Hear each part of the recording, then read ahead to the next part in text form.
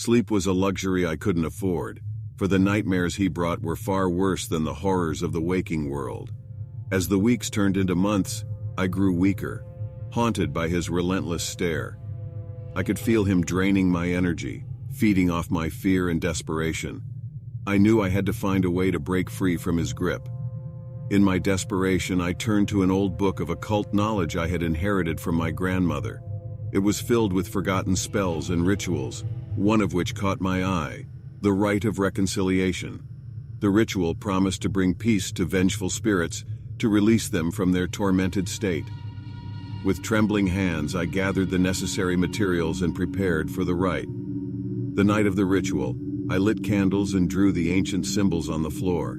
I chanted the incantations, calling upon the spirits to guide Mark to peace. As the words left my lips, I felt a shift in the air, a presence filling the room. Suddenly, Mark appeared before me, his eyes still unblinking, but there was something different about him. His features softened, and his gaze seemed to hold a glimmer of sadness. "Mark," I said, my voice trembling, "I release you from your torment. Find peace and move on." He didn't respond, but his presence grew less menacing, and the pressure in the room eased. It was as if my words were breaking through to him, reaching the part of him that was still human. For a moment I feared that the ritual had failed, but then to my surprise his lips moved, forming a single word: "Sorry."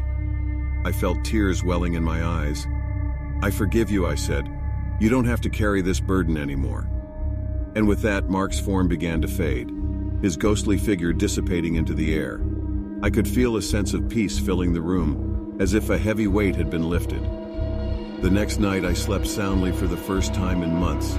Mark didn't return, and I knew that he had finally found the peace he had sought.